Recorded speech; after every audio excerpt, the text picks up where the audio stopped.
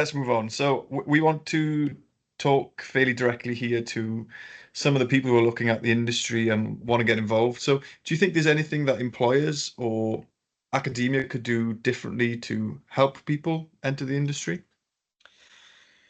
Yeah, I think they're actually from both sides a bit. So I think academia can do things, the industry can do things to sort of make this link better.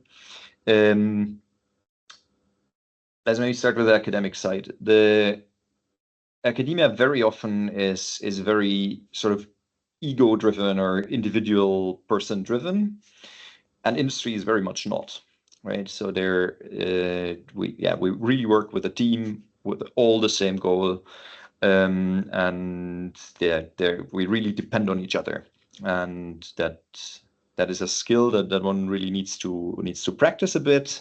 There's a lot more communication required between people. A lot more, in a sense, also documentation required, because if you're with a team of, I don't know, 10 or maybe even 100 people working on a problem, and it's only word of mouth, this already with like 3 people starts to break. And I think this is something that academia could add a bit more to the curriculum, that people really work together on a technical project of sorts, right? It should be hard enough that people really are challenged, and it should be fun enough that they really put in the effort and want to get it going as a team. And there are all these initiatives that I think are really great, where people build, I don't know, a solar plane or I don't know, race car, and those projects I think are extremely valuable. And in a lot of the classical education, it's very much not done. So I did lab courses, a lot of lab courses in physics, typically with 2 people, which is still not really a team. I mean, it's also important to work with a second person, and I think I also learned a lot from that. But somewhat bigger teams is still different, and their universities could do a bit more. Then on the other hand, one should also not overdo this, because what I quite like about the academic system is that if people really want to do it, they have a very strong sense of ownership. And yeah, you just also need to learn how to figure things out and get things going by yourself, because you cannot always say, not my problem, the team will somehow fix it. Then the team also goes nowhere. So it's a balance, and I think both skills are extremely important. And at the moment, I feel academia is leaning a bit more towards the I do everything and I solve every problem alone side of things. Yeah. And obviously depends on the groups. I always picked groups where collaboration was really key. And I also think that this really helped my career a lot. And but there are other people that they do a PhD, they're stuck alone in a room for 4 years. They barely talk to anyone. And that's, of course, really then tricky. And from the industry side, I only sort of, after leaving academia, and I was in academia for really long, only then I really realized how deep and tough the problems are that some of the industries are solving, right? Especially semiconductor industry, the R&D departments, they're really doing research on a very, very impressive scale, with very interesting and exciting problems to solve. And that connection, or that there's relatively little communication about this, at least with the physics departments. With engineering, it's maybe a bit better, but with physics, it always feels, and that's also, I think, somehow created a bit by the universities, but it always feels like it's a second grade choice. And I think for a lot of students, it's actually not, right? You just have to look at the numbers. Most people will end up in industry. Most people also like it, but you could make the transition a lot easier if the industry would talk a bit, or try to engage more with the students, to get this excitement across. And here I have to say, actually, quantum industry, if we want to call it like this, is doing a pretty good job. In terms of outreach, I speak with a lot of young people that know surprisingly much about what's going on in those relatively small companies, right? There's no intel of quantum yet, and that is really good, because you really see the excitement of the people. They really want to work on that problem, I think other industries are doing also very exciting things, and they don't manage to translate this into excitement of students.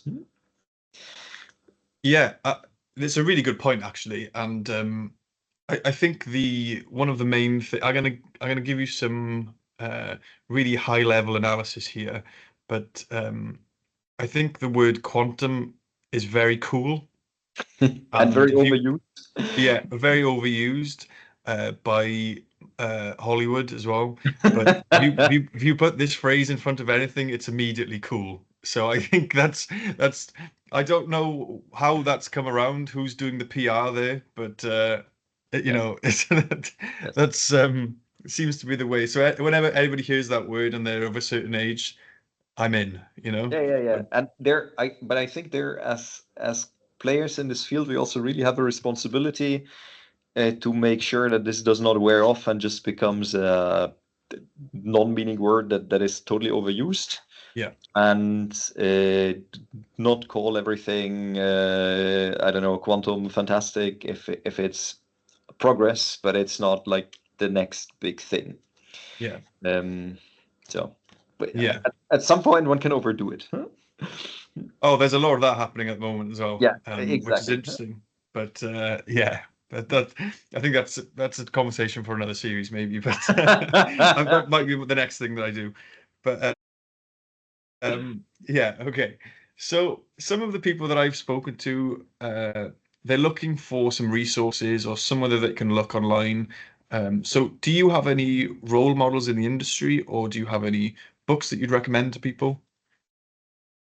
Um, no, I don't really have a role model. There are really fantastic people out there, very, very different personalities, skill sets. Um, and I think I like this diversity of people, Yeah, right? And it's still very nerdy, I have to say, in quantum, but a lot of also like, right, I have a PhD in physics, so a lot of also the more business-minded people are still pretty nerdy for an industry, and yeah, that's really what I like, and that will, of course, over time, if this grows, will to some extent go away, but I think only to some extent, because yeah, I worked in semiconductor tech, and there you also see a lot of the people that are doing management functions are really or have been technical experts at some point in their career, and that's why the topic is so complex that you need to have, or it really helps a lot if you have technical understanding to put things in perspective. So in a sense, I really like to work with this diverse group of people in the quantum and maybe broader, even high tech sector. Um, for quantum, I don't actually have a very good book that I would recommend. There are two really nice books that I read recently that I want to maybe share. One is Chip War by Chris Miller. It's semiconductor, but it really very nicely sketches the history of yeah, how this industry started, how it then grew, and how it's now one of the key strategic industries that there are, and there's a lot of behind the scenes, somehow somewhat dirty political games being played with it. yeah. And I think it's a very good overview. And I think also as a quantum industry, we can really learn from this history, and like to try not to make some of the mistakes, and try to also anticipate and see how things can be moved forward. And then the other one is a fiction book that but I really liked. It's called If We Were Villains, and I think it resonated with me a lot because it's set in with like theater people, and I just worked in a theater for almost 10 years to co-finance my school and studies, and Hmm. I'm still sort of emotionally maybe more attached to this world than I thought. Yeah. But in any case, I really enjoyed reading it, and I think it's just a great book. Great. Do you know, I obviously ask everybody the same questions just because I know the answers are going to be different. So it's funny how the books that people read change as their career progresses, and some people just are just full technical. They just and then some people move on to more things like Atomic Habits and, these sort of entrepreneurial type books. Um, but, this is the first time I've had a fiction book recommended in the series, and but those things are important for Yes, and right.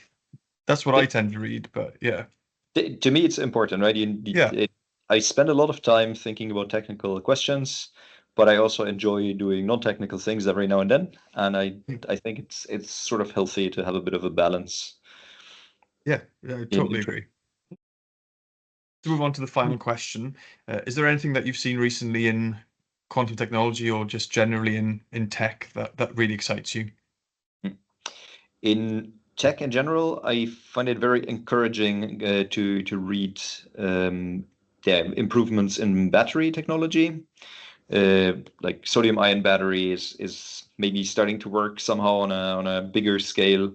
BYD announced really fast charging batteries for cars, and yeah, together with the like really fast decrease in price for solar and wind, I think this really will make a big impact, very very positive impact, and I find this very exciting because I don't fully buy into this nuclear renaissance thing.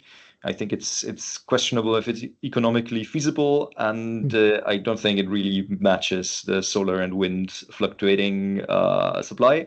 But Yeah, I'm not expert, but yeah, in any case, I'm interested, and this excites me a lot.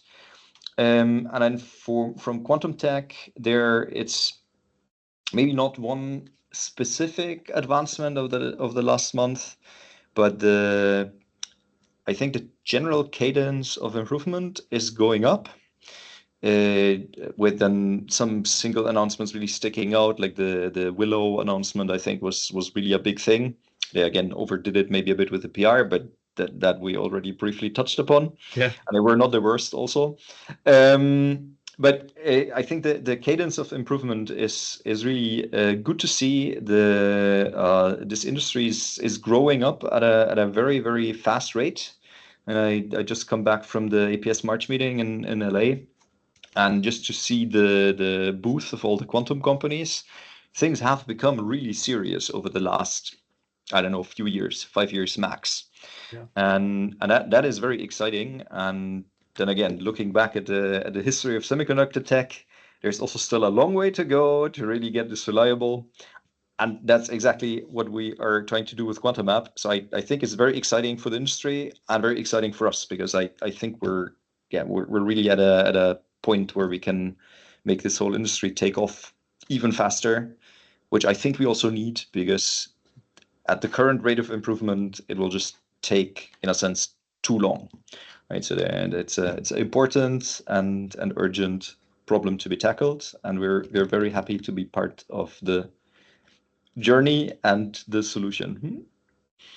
Yeah, I hope so, and I think the next yeah, I think the next 2, 3, 5 years are going to be very interesting, and yeah, let's see where it takes us. But Yes.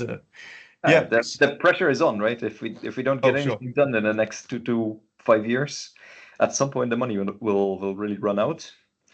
And so pressure is on, but I think we're on a pretty good trajectory to actually make it happen. yeah, why not? Um, so yeah, I just want to say, Johannes, thank you very much for joining me today. I hope everybody at home has enjoyed the discussion, and yeah, hope you can tune in for the next one as well. But Johannes, thank you very much for joining me. It's been a pleasure.